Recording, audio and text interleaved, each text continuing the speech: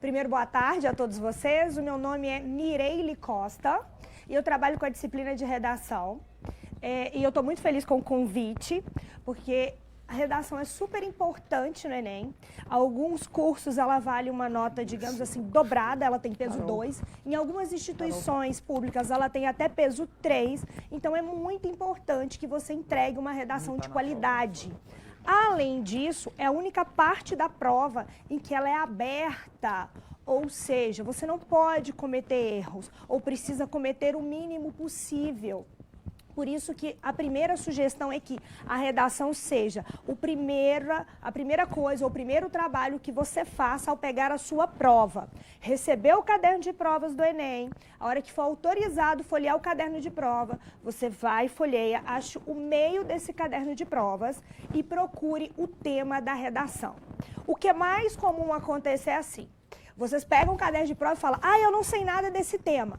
Calma. Todo aluno tem algum repertório sociocultural. Logo, todos vocês sabem, mesmo que não naquele momento de desespero, alguma informação sobre o assunto. Além disso, tem uma outra coisa importante, você tem 60 minutos para fazer sua redação. E redação não é iluminação divina, não vai baixar um pai de santo lá para você escrever. Redação é técnica e treino. Por isso é fundamental que você tenha passado o seu ano fazendo pelo menos uma redação por semana para ter uma entrega de qualidade no dia dessa prova. Além disso, esses 60 minutos são fundamentais. Então também existe um esqueminha para isso. Em vez de você ficar olhando para o teu colega do lado, para o outro desesperado porque eles já escreveram 3, 4, 5 linhas, calma. Primeira coisa, leia o tema da redação. Pense o que eu sei sobre esse assunto. Se você disser, Mireille, realmente eu não sei nada, então comece a fazer perguntas para o tema. Vou dar um exemplo simples. Ano passado, a manipulação dos usuários através do controle de dados na internet. Olhe para a palavra dados. O que é dados? Dados são informações. Quais informações? Se é para manipular o usuário, são informações do usuário. Como que eles têm acesso a essa informação? Eles têm acesso a essa informação ou porque eu disponibilizei ou porque elas foram roubadas de mim. E aí você já começa a construir uma ideia argumentativa. Como que eu disponibilizei essas informações?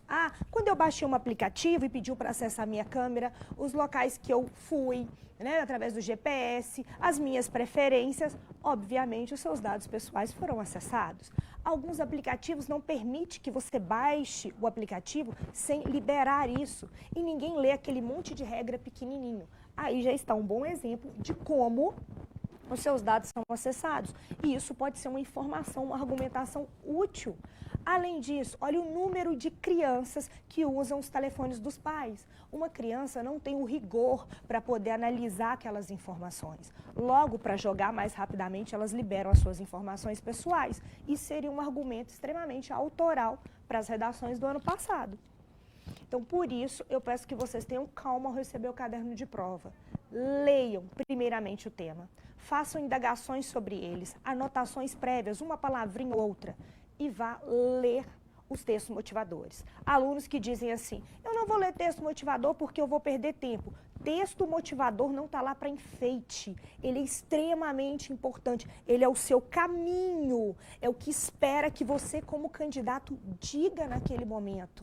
Logo, é importante você ler os textos motivadores, ver o que há em comum entre eles, circular palavras-chave, observar se aqueles textos lá, se eles são verbais ou não verbais, o que é isso? Tem charge, tem gráfico.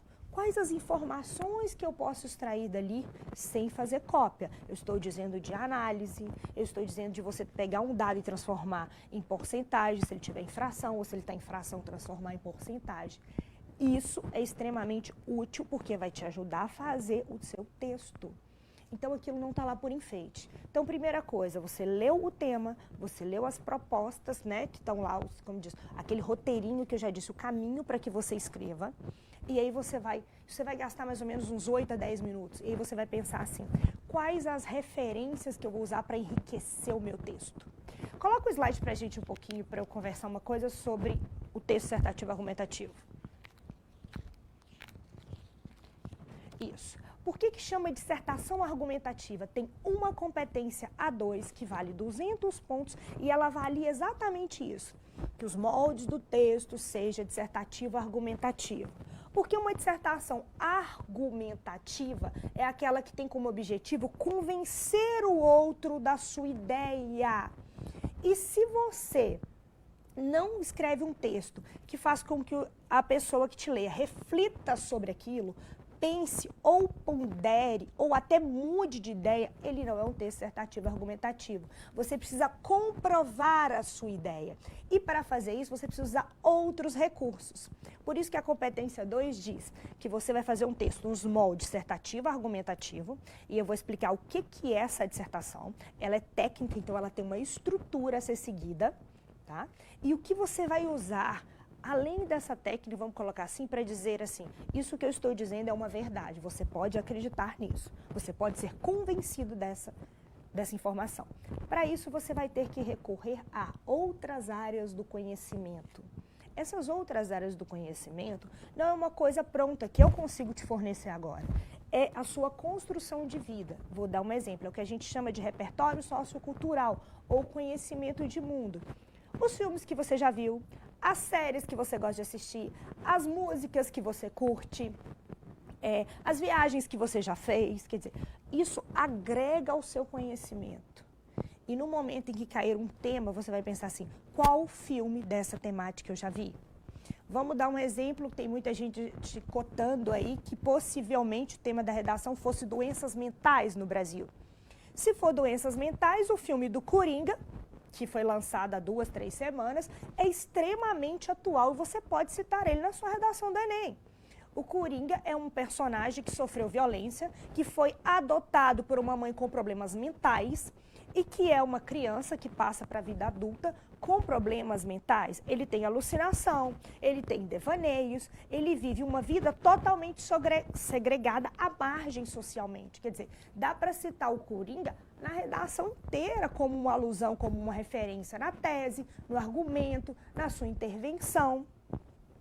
Tá bom, Mirelle, então vamos lá. Você disse que eu preciso usar outras áreas do conhecimento. E como é que eu começo? Como é que eu faço a minha redação?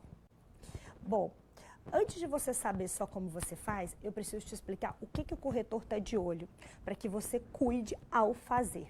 Coloca para mim, acho que o segundo slide, por gentileza. Isso. Essa matriz de competência que está aqui, ela é extremamente importante. Esse é o critério que o seu texto vai ser corrigido. Detalhe, o seu texto vai ser corrigido por 2 pessoas distintas, espalhadas pelo país afora. Pessoas que têm um conhecimento diferente uma das outras. Claro, mas são formados em letras. Sim, mas são pessoas que têm repertório sociocultural diferente para avaliar o seu texto. A competência 1 é demonstrar o domínio da modalidade escrita formal da língua. O que é isso? Vai ser cobrado concordância, pontuação, regência, ortografia. O corretor precisa saber se você sabe se expressar no seu idioma, na sua língua materna. E o quão bem você sabe se expressar ou não. E em cima disso tem um critério de notas. E eu vou explicar por que a redação do Enem, ela às vezes é tão conflituosa de ser corrigida. Porque essa discrepância de nota, daqui a pouco a gente vai mostrar, vai ser outro slide, mas eu vou terminar aqui para vocês verem. Essa pontuação, ela não é numérica. Ela é numérica assim, 40, 80, mas vocês vão notar que não é assim. A cada 3 erros cometidos de ortografia, eu perco tantos pontos. Vai depender do bom senso de quem está te corrigindo. Porque diz lá, mais ou menos assim, o nível é insuficiente, mediano, ruim, bom ou excelente, mas não diz numericamente quantos erros. Então, o conceito do que é bom para mim pode não ser bom para o outro e assim sucessivamente. A competência 2. Compreender a proposta de redação e aplicar conceitos de várias áreas do conhecimento, dentro dos limites estruturais do texto dissertativo argumentativo em prosa. Então, preste bem atenção, você precisa compreender a proposta. Para compreender a proposta, é aquilo que eu disse, você precisa ler o tema e ler os textos motivadores. Depois, feito isso, conceitos de várias áreas do conhecimento, é o seu repertório sociocultural, é o quanto você sabe dessas outras áreas.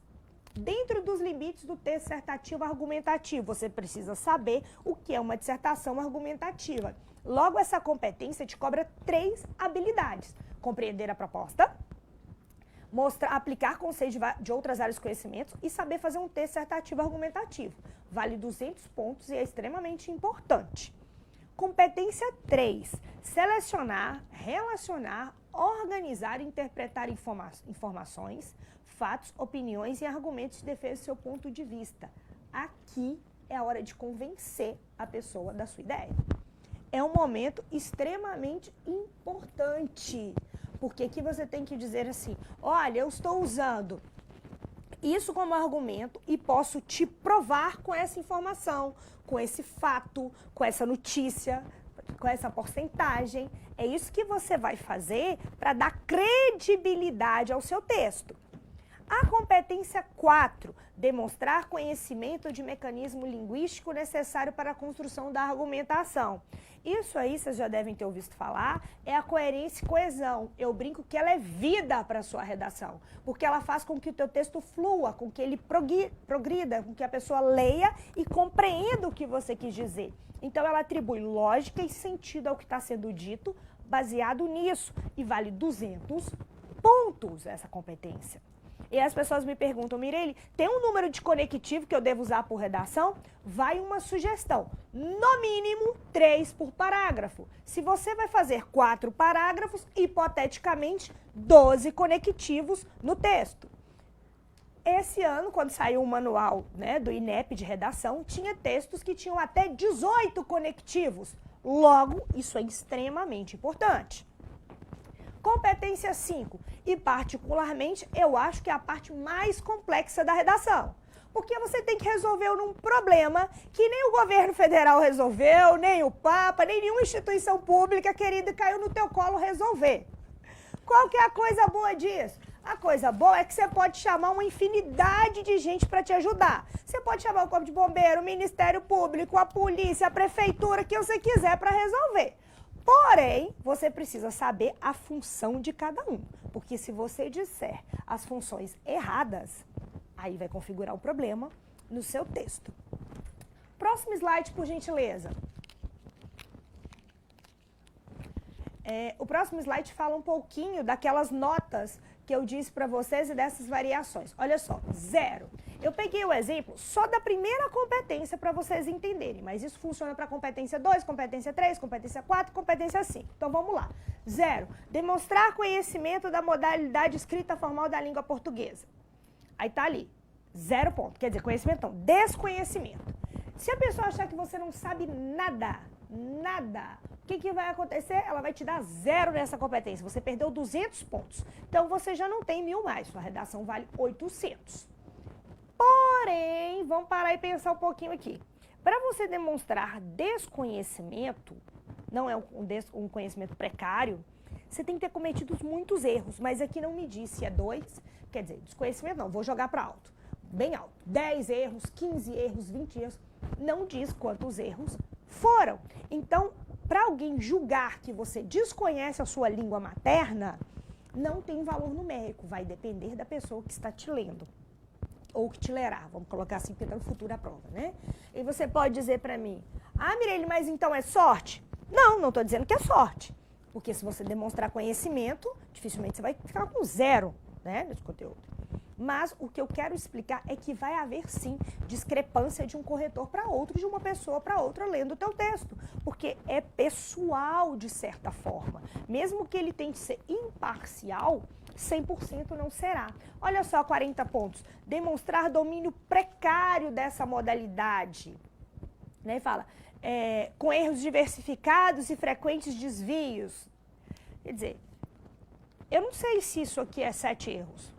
Se o outro fosse 10, esse é 7, olha, demonstrar domínio insuficiente da modalidade escrita. Então, aqui são, sei lá, 5 erros. Demonstrar domínio mediano, então é 3 erros. Demonstrar bom domínio, então quer dizer, o bom domínio é só 2 erros, 1 erro. E para ser 200 pontos não pode ter nenhum erro. Não funciona assim, porque no próprio manual do INEP nós temos redações que foram nota 1000 e que tem algum erro. mas a qualidade textual era tão boa, era tão significante, que esse aluno tirou 1000. Então, por que eu coloquei isso aqui? Porque para você entender que a redação ela é avaliada, né, de 40 em 40 pontos, cada competência, e que isso não depende só, vamos dizer assim, de quão bom é o seu texto, tá? Infelizmente, a gente depende também de quem corrige, e são 2 corretores já de cara, obrigatoriamente. Só vai para um terceiro corretor, caso o teu texto tenha, vamos colocar assim, uma discrepância. Se a discrepância for maior que 80 pontos de uma competência para outra, vai para outro corretor. E se de competência para competência isso for maior que 100 pontos, é chamado um terceiro corretor. Aí você pode perguntar, tá, mas e se com esse terceiro corretor ainda persistir a discrepância? Se persistir a discrepância, vai ser chamado uma banca com 3 corretores para respaldar e avaliar o teu texto. Tá? Próximo slide, por gentileza.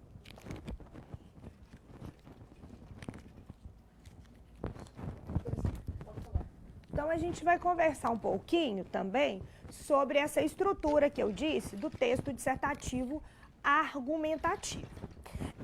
Porque eu vou projetar para vocês daqui a pouco uma redação que foi nota 1000.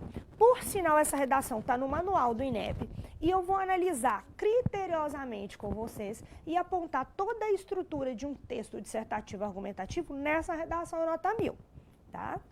De antemão, eu já queria dizer que essa menina é extremamente corajosa, porque a Natália, ela fez um texto, claro, foi nota 1000, eu já pontuei, em que a primeira referência sociocultural que ela usou é falando, digamos assim, mal de Getúlio Vargas. E as pessoas perguntam, eu posso falar mal de política no texto? Depende de como você diz esse maldito. Vamos colocar assim. E aí, quem elabora a prova hoje é um consórcio entre a Fundação Getúlio Vargas, a VUNESP e a Sesgran Rio. Então, começar um texto falando mal de Getúlio Vargas, que é o nome da banca, é para ter muita coragem um texto desse, né? E é um texto 1000. Diga-se de passagem, está muito bem escrito, foi por isso que eu, digamos assim, trouxe como uma alusão, um exemplo. Passa para o próximo slide que está digitado e vai facilitar a explicação. Eu coloquei daquela forma para vocês verem que o texto é real, eu não inventei esse texto, ele está lá no manual, vocês podem ir lá e dar um print e ver isso. Então vamos olhar aqui, ó. Ela começou o texto seguinte: a utilização dos meios de comunicação para manipular comportamentos não é recente no Brasil. Ainda em 1937, Getúlio Vargas apropriou-se da divulgação de uma falsa ameaça comunista para legitimar a implantação de um governo ditatorial. Ponto. Vou parar aí para fazer a primeira análise. Esse parágrafo todo que você está vendo aí é chamado de tese. O que é uma tese? É aquilo que eu quero provar, é a minha opinião sobre o assunto. Eu coloquei coloridinho para didaticamente explicar para vocês. A parte que está em vermelho, que é a primeira oração que ela constrói, é a alusão, aquele contexto sociocultural que eu disse. O que você sabe de história, o que você sabe de cinema, o que você sabe de literatura, de música, de série, que você pode usar na redação para enriquecê-la, para configurar aquela competência 2, usar outras áreas do conhecimento. Então, é para isso que ela está aqui. E ela soube fazer uso. Ela começa, a utilização dos meios de comunicação para manipular comportamentos é bem interessante porque tem a palavra manipular e comportamento do usuário no tema. Então, ela usou, sim, palavras que estão no tema, na introdução dela, ou na tese. Aí as pessoas costumam falar assim, mas eu não posso copiar. Presta bem atenção, o tema obrigatoriamente tem que aparecer no seu texto. Porque como que você diz uma coisa que você não nomeia? Não tem jeito. Então, logo, o tema manipulação do comportamento dos usuários vai aparecer no primeiro parágrafo, no segundo, no terceiro e dependendo do quarto. Só que não precisa ser idêntico, você pode substituir por sinônimo, pode fazer elipse, pode fazer só uma referência a ele. E aí ela usa, né, essa alusão histórica do que o Getúlio Vargas fez. Aí continua o texto dela, olha. Entretanto, os atuais mecanismos de controle de dados estava no tema, olha a importância de novo, a retomada, proporcionados pela internet, revolucionaram de maneira negativa esta prática. Ou seja, controlar dados não é uma coisa positiva. Pelo menos não nesse âmbito, né? Uma vez que conferir aos usuários a sensação ilusória de acesso à informação. Quer dizer, deu a ideia que eu escolho o que eu vejo. E não funciona assim. Eu sou manipulada sem me dar conta que estou sendo manipulada. Prejudicando a construção da autonomia intelectual e, por isso, demanda intervenções. Olha a coisa interessante, quando você abre o seu Netflix, ele te dá sugestões de séries para assistir, baseado nas que você já assistiu. Ou seja, é um conforto?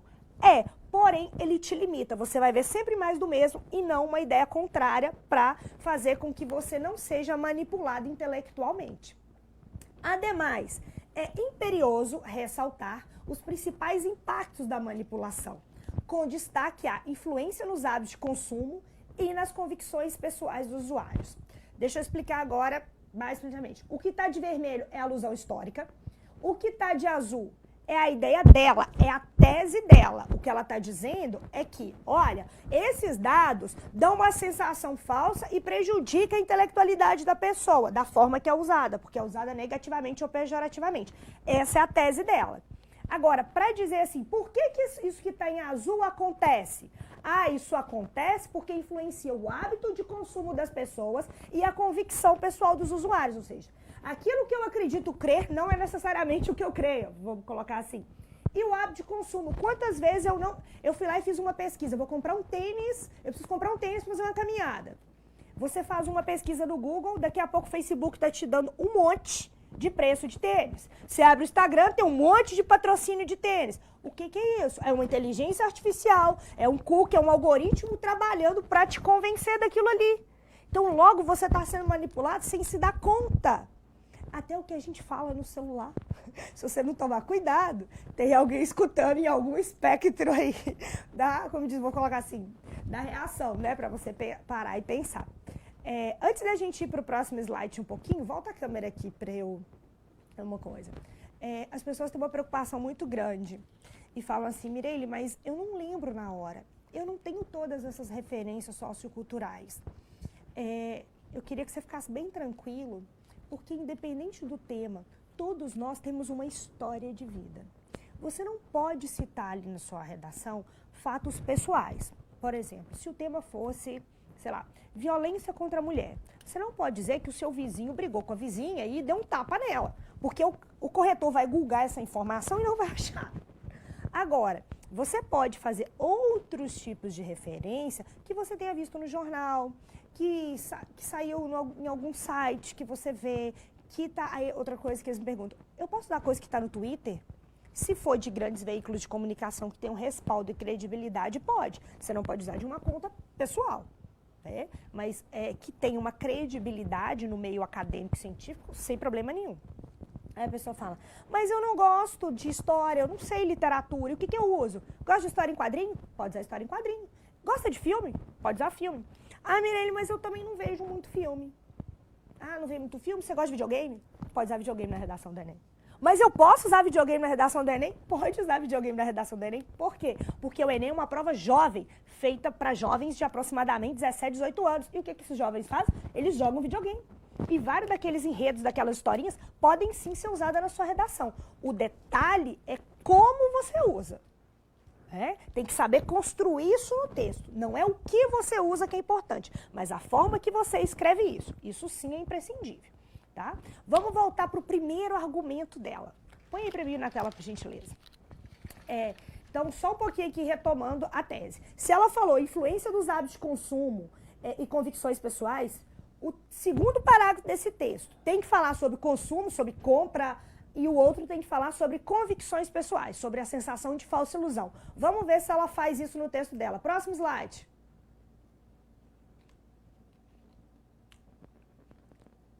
Vai colocar para vocês agora o primeiro slide de argumentação. É o próximo slide agora em seguida. E esse. Nesse contexto, as plataformas digitais associadas aos algoritmos de filtragem de dados proporcionaram um terreno fértil para a evolução dos anúncios publicitários.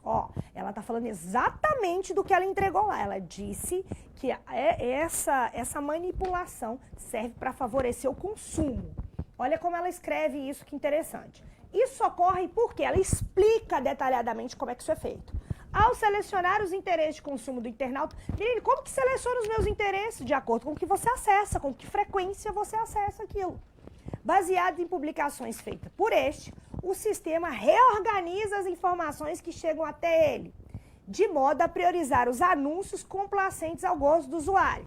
Então vamos lá, se você é uma pessoa fit, que adora comida light, vegana, que gosta de fazer atividade física, e você pesquisa isso com frequência, ou faz compras online desse tipo de produto, você vai receber, vai ser feita uma filtragem dos seus dados, tá? Através de algoritmos, de plataformas, e o que eles vão fazer? Eles vão te entregar mais propagandas disso, para te incentivar a comprar mais. Por isso que, um outro detalhe que eu queria chamar a atenção aqui, é que a palavra algoritmos, que está lá nos textos motivadores, aparece no texto dela. Viu como é importante ler texto motivador? Como te ajuda a ter ideia para poder escrever? Então é fantástico isso. Aí essa parte que está em vermelho, ó, essa parte toda de azul é dela, é pessoal, é o conhecimento da autora do texto. Agora, olha o que está em vermelho. Nesse viés é uma pretensa sensação de liberdade de escolha, teorizada pela Escola de Frankfurt, já que todos os dados adquiridos estão sujeitos à coerção econômica. O que é a coerção? É o controle de quem está na economia. Quer dizer, esses dados têm um objetivo, um interesse para quem está usando, fazendo uso deles. Então, detalhe, Escola de Frankfurt, isso é um conhecimento dela, é um conhecimento filosófico. O que foi a Escola de Frankfurt? Foi idealizada por vários pensadores, né, que falavam da cultura de massa, que agora eu não produzo nada mais para um indivíduo, eu produzo para uma grande quantidade de pessoas, né? Eu tenho que vender para um número cada vez maior após a Revolução Industrial, a Revolução Francesa, em que o homem se tornou o centro do mundo ou das coisas, vamos colocar assim. Essa escola de Frankfurt veio com uma teoria filosófica, né, que foi base para muito estudo acadêmico aí, que diz isso. Logo, quer dizer, ela tinha essa informação, ela estudou em algum momento da vida dela, ou ela leu sobre filosofia, ouviu algum vídeo no YouTube e usou isso aqui. Dessa forma, há um bombardeio de propagandas que influencia os hábitos de consumo de quem é atingido, visto que na maioria das vezes resultam na aquisição do produto anunciado. Olha que interessante, ela diz como que acontece para que a indústria, né, vamos colocar assim, de produtos de consumo, faça com que desperte o desejo de você de consumir cada vez mais, faça esse processo de alienação, cita a Escola de Frankfurt como forma de dizer dessa falsa sensação de liberdade, em que você trabalha, compra, e cada vez que você compra mais, você tem que trabalhar mais para pagar aquilo, e entra num ritmo assim alucinante que não para. E ela fala uma coisa super interessante agora, olha o fecho do texto dela. Dessa forma, há um bombardeio de propaganda, isso é dela, isso não é outra referência, que influencia os hábitos de consumo de quem é atingido, visto que, na maioria das vezes, resultam na aquisição do produto anunciado. Então, ela introduz, cita, fecha e ela relaciona a citação dela, ó, a referência, né, a alusão que ela usou aqui, com a argumentação dela. Vou só chamar um detalhe para os conectivos que eu tinha dito lá. Nesse contexto, é um conectivo. A palavra isso, né, é um pronome que retoma a ideia que foi dita, então é um outro conectivo. Nesse viés, mais outro conectivo. Dessa forma, outro conectivo. Então, aí, brincando, nós temos 4 conectivos em um parágrafo. Lembra como eu disse que é importante, que vale 200 pontos a sua habilidade de usar isso aqui? Então, aqui tem 4. Se a gente fosse multiplicar por 4 parágrafos, teriam 16 conectivos no texto. Não é um padrão. Você não é obrigado a colocar 16 conectivos, mas é para você entender a importância de fazer o uso dessa ferramenta, porque pontua 200 pontos. Tá, esse primeiro argumento, volta aqui um pouquinho, por gentileza, a câmera. Esse primeiro argumento que estava lá no slide, ela fazia referência aos hábitos de consumo. Agora, o outro parágrafo dela precisa versar sobre aquela questão que ela disse, da falsa sensação, né, ou de uma sensação de que eu sou livre. Eu compro o que eu quero, o dinheiro é meu, eu trabalhei, eu faço as minhas escolhas. Nós somos influenciados. Tem uma teoria que diz assim, olha, desde que nós nascemos, e nós nascemos uma folha branca, não creio muito nisso, porque a gente já carrega genes, né, e já carrega informações do processo de gestação, mas vamos colocar assim, você vai adquirindo isso ao longo da sua vida, na relação com o outro, com a sociedade, com os meios que você perpassa. Então, dizer que nós somos 100% autônomos e livres em todas as nossas escolhas, não é bem verdade. E ela vai provar isso para você agora com a próxima argumentação dela. Coloca, por gentileza, o último argumento dela, o slide próximo ao que a gente estava. Somado a isso, é um conectivo. Olha, tudo o que eu já disse agora, somado a isso, tendo em vista a capacidade dos algoritmos de selecionar o que vai ou não ser visto. Esses podem ser usados para moldar interesses pessoais dos leitores, a fim de alcançar objetivos políticos e ou econômicos. Então, vamos lá. Somado a isso, capacidade de selecionar, quer dizer, alguém escolhe o que eu vou ver ou não, né? E isso já é uma forma assim, porque, olha, nós não sabemos como todas aquelas informações chegam até nós. O que a gente já sabe hoje, de alguma forma, é que, por exemplo, existe sim uma filtragem. Quando você posta alguma coisa no seu Instagram, sei lá, se você tiver 500 seguidores, 300, 200, o número que for, o Instagram ele não entrega aquela foto sua para todas aquelas pessoas. Ele filtra, algumas vão receber e outras não. O critério, nós não sabemos, mas que acontece assim, acontece. E aí, olha a parte em vermelho agora. Lembra que eu disse que a sua referência sociocultural é importante e precisa ter em cada parágrafo? Então, tinha na tese, no primeiro argumento, a gente já está no segundo argumento dela, ó. Nesse cenário, a divulgação de notícias falsas é utilizada como artifício para dispersar ideologias, ou seja, ela está falando das fake news, contaminando o espaço de autonomia previsto pelo sociólogo Manuel Castells, o qual caracteriza a internet como ambiente importante para a amplitude da democracia, devido ao seu caráter informativo e deliberativo. Olha, aqui tem informações assim imprescindíveis. Ela disse que as notícias falsas contaminam a ideia de autonomia. Quem criou essa ideia de autonomia, ela disse que esse sociólogo, né, escreveu vários postulados e livros sobre que na nossa sociedade nós deveríamos ser sujeitos livres, independentes, autônomos, pensativos e críticos, e não é o que acontece. É exatamente o contrário. Os veículos de comunicação tendem a alienar, né, não tendem a incitar a reflexão. Tende a desconstruir isso. Quantas pessoas leem, quantas pessoas fazem análise em profundidade, fazem perguntas para si mesmas, ou perguntas para o texto, como eu estou dizendo para vocês, que é importante que vocês façam. E aí, baseado nisso aqui, vem a outra parte que ela diz, olha, desse modo, o controle de dados torna-se nocivo ao desenvolvimento da consciência estética dos usuários, bem como a possibilidade do uso da internet como instrumento de politização. Então, ó, eu dividi de forma bem didática. O azul, né, é a ideia dela, é o argumento dela. O que está em vermelho é o que a gente chama de estratégia argumentativa. E o que está em verde é o fecho do texto dela. Só que você observa que entre essas partes todas, ela sempre usa uma forma de conectar isso. E o que ela está usando aqui é somado a isso, nesse cenário, desse modo. Tudo isso é conectivo, é recurso da língua para amarrar a tua ideia, para fazer uma construção disso. Tem uma outra coisa aqui que eu gostaria de pontuar para a gente pensar. Volta a câmera aqui um pouquinho, para a gente pensar nessa ideia de politização. Mesmo que você tenha falado assim, recebido o tema lá na hora e falado, eu não sei nada sobre esse assunto. A gente tem uma coisa interessante para discutir sobre isso. Que é a ideia, todo mundo tinha conhecimento, por exemplo, de vazamentos de dados no Facebook.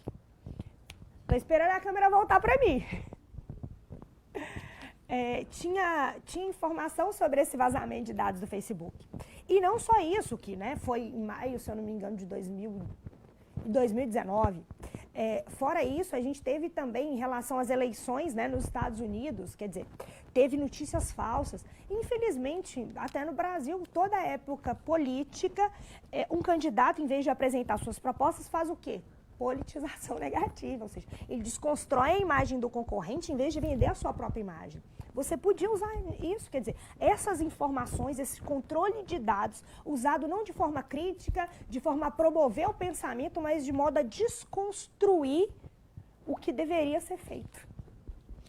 Então, a gente já passou pela tese, primeiro argumento, segundo argumento, e agora a gente está na intervenção, que é o fecho do texto. E que é aquilo que eu te disse, que é a parte mais complexa de se fazer. Porque se nem, como disse, nem os nossos governantes, ao longo da história, resolveram esses problemas sociais, cabe a nós, aí, em 10 minutos, escrever um projeto de governo que dê conta dele. Solta aí o último slide, por gentileza. Que é a intervenção dela, da Natália. Isso. Evidencia-se, portanto, que a manipulação advinda do controle de dados da internet é um obstáculo para a consolidação de uma educação libertadora.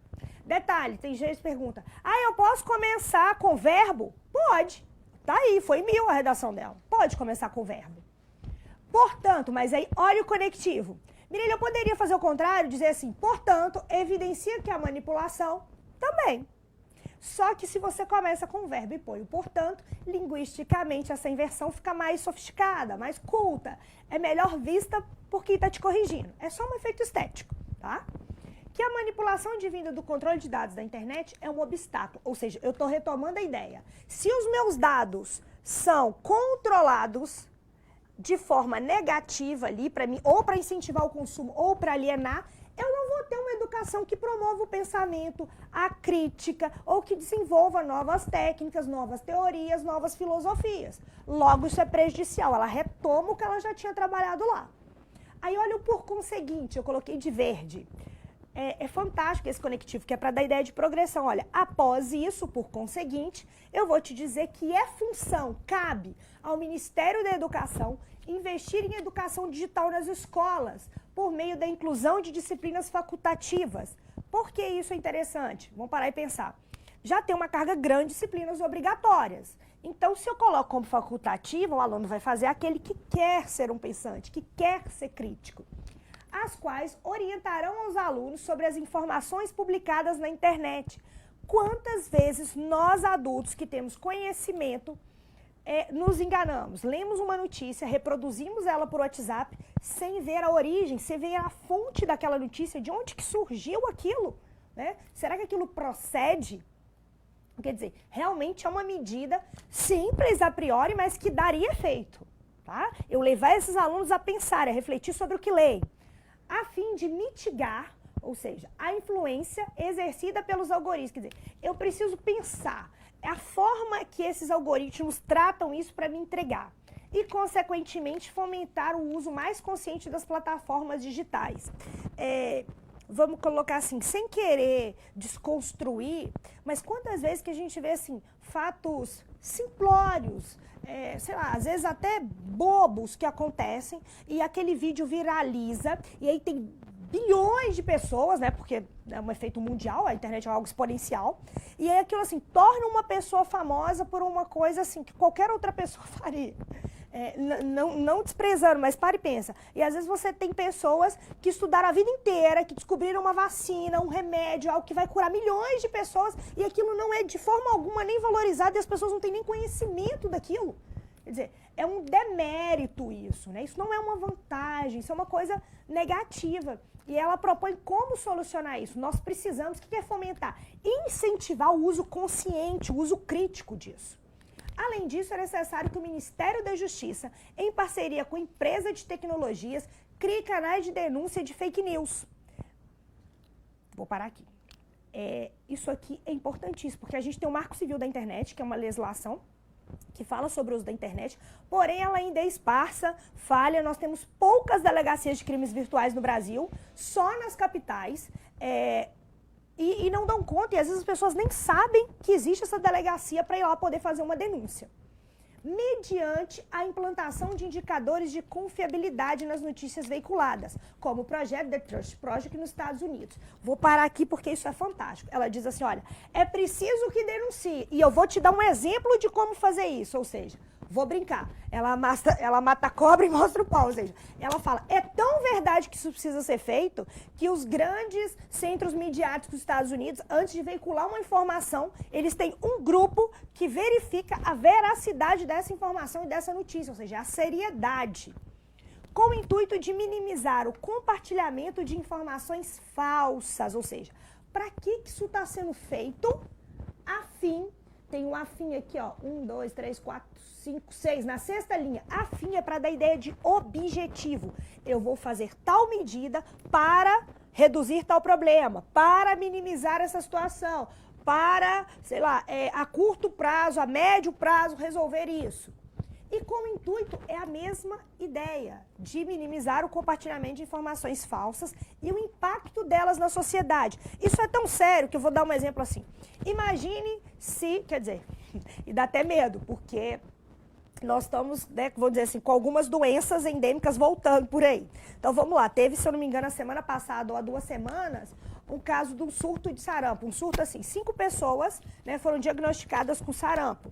Então quer dizer, se espalha-se aqui assim, no Brasil é uma epidemia de sarampo. Em pleno novembro, dezembro, o que vai acontecer? Vai impactar o turismo, as pessoas não vão vir para um lugar que tem pessoas doentes que elas possam pegar uma doença.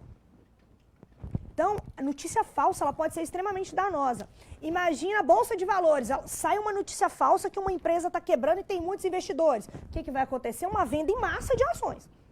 Então, a notícia falsa, além de denegrir a imagem de uma pessoa ou de desconstruir coisas importantes, ela pode impactar a economia de um país, a política, as relações internacionais. Então, é muito sério, sim. Precisa de uma solução. Claro que, às vezes, não vai ser uma solução definitiva, como eu disse, mas pode ser uma solução de médio prazo ou de curto prazo, até que outras coisas sejam, né, resolvidas ou veiculadas. Vamos para a última frasezinha, para vocês entenderem como que ela encerra esse texto dela, tá?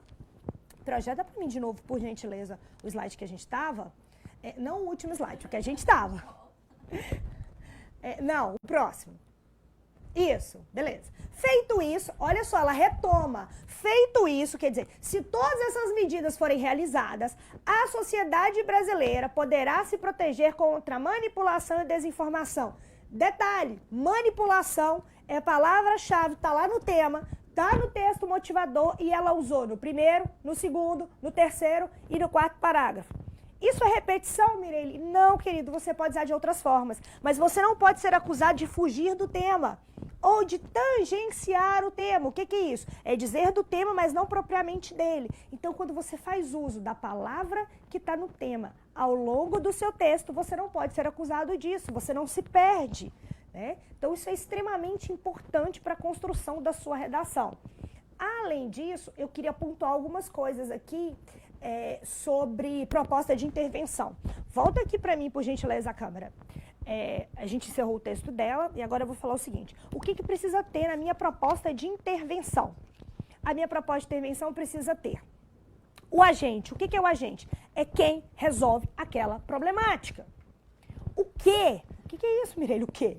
O que a pessoa fará? Qual a ação que essa, estou chamando de pessoa, mas o Ministério Público, o Ministério da Educação, né, o governo federal, o que ele fará para resolver essa problemática? Depois, como? Através de que meios? O que será utilizado para isso? Vai ser campanhas em redes sociais? Vai ser utilizado uma lei, uma nova legislação? Vai ser usada uma fiscalização para isso? Vai ter uma parceria entre empresas públicas e privadas a fim de que essa junção melhore tal problemática? A sociedade é corresponsável por todos os problemas, de certa forma, porque nós votamos, porque os nossos governantes estão lá para nos representar no Estado Democrático de Direito. Então, nós também somos agentes, nós precisamos aparecer a sociedade como agente de intervenção. Então, eu já disse, quem faz, o que faz, como faz e agora com que objetivo. Por isso que no texto dela tinha essas palavras, com intuito, ou seja, para, com o objetivo de, para tal fim, ou seja, assim você diz o que está sendo feito, quem está fazendo, como está fazendo e para qual finalidade, com que objetivo. E agora, claro, você precisa pensar assim, com que recursos isso vai ser feito. Ou seja, ninguém trabalha de graça.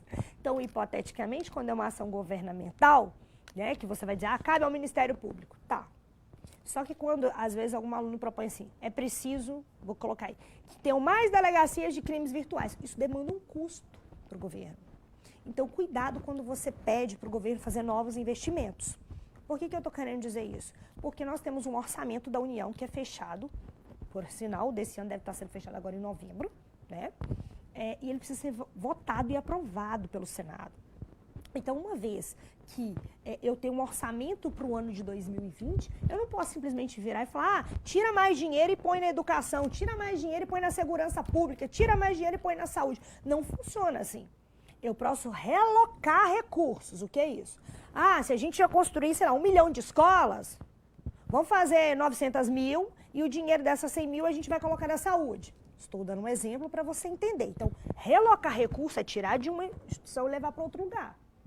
Não dá simplesmente para mandar fazer mais e mais investimentos. Agora, um dos graves problemas do nosso país não é mais investimentos. É saber gerir os recursos que nós temos. Então, atualmente a gente tem um problema de gestão pública de recursos financeiros, né, e não necessariamente um problema de investimento em si. Até porque a arrecadação do nosso país ela é muito boa, diga-se de passagem, nós pagamos muitos impostos. E aí eu queria dizer algumas coisinhas para vocês antes da gente finalizar. Eu não sei como é que está meu tempo. Eu queria dizer algumas coisas importantes. Por exemplo, assim, tenha calma, né? Aquilo que eu disse no início. Leia o tema, leia as propostas de intervenção. Não se preocupe com isso. Marque lá as palavras-chave. Faça um brainstorm, ou seja, anote as referências socioculturais que você sabe. Veja onde você vai usá-las. O que eu vou usar para introduzir o meu texto? Qual que eu vou usar no primeiro argumento? Qual que eu vou usar no segundo argumento? E dica de ouro, se você conseguir pegar a sua referência sociocultural da tese e retomar ela na sua intervenção, fantástico. Seu corretor vai ficar assim, ó, de queixo caído. Porque vamos dar um exemplo assim. Lembra que eu disse das doenças mentais, que você poderia usar o filme Coringa na sua redação? Mas como que eu vou usar agora isso lá no final da minha intervenção? Você pode dizer assim, a fim de que o Brasil não reproduza as mazelas acontecidas na cidade de Gotham City, como a violência urbana, a segregação dos doentes mentais. Então, você está retomando o que estava na tese na sua intervenção. Essa ideia de texto circular é fantástica, isso encanta o seu corretor. Isso é um repertório extra que você está entregando, né? E demonstra domínio e conhecimento de outras áreas, que você viu lá, é muito, muito avaliado e considerado. Põe para mim o último slide, por gentileza. O último mesmo agora. Próximo. O Júnior chegou atrasado e não deixaram ele entrar. O mesmo Júnior que acampou por 2 dias numa fila para ver um show? Eu espero que não seja o seu caso esse, né? Se você se preparou o ano inteiro para fazer essa prova do Enem, se você, digamos assim, se dedicou, é o momento de colher os frutos disso. Agora, uma coisa que é extremamente importante é você manter a calma, porque se não der para aquele curso que você quer esse ano, querendo ou não, ano que vem tem de novo. Não é o fim da sua vida, tá? Mas eu desejo a todos vocês uma boa prova. Eu acho que não existe sorte, mesmo você tendo 2 corretores tão distintos para corrigir a tua redação. Se você sabe a técnica e se você treinou, como eu disse, você vai fazer uma boa prova. Não se preocupe em adivinhar o tema, porque se você tem repertório sociocultural e você treinou redação, você escreve qualquer tema, só vai saber o tema de redação do Enem quem fez a prova. Por sinal, ontem saiu no Twitter, hoje tem vídeo circulando sobre assim, existe um padrão da prova de redação. Nos últimos 5 anos foi baseado em leis aprovadas no primeiro semestre dos anos subsequentes. Pode ser e pode não ser. Não se preocupe com isso. Preocupe com o repertório que você tem, né? Treine, faça o seu melhor lá e tenha a tua consciência tranquila. Se o seu melhor bastar para aquela correção, ótimo. Se não bastar, não desista do seu sonho. No próximo ano você está na luta, tá? Eu desejo que vocês façam uma ótima prova. Agradeço a oportunidade e estou na torcida por vocês, tá?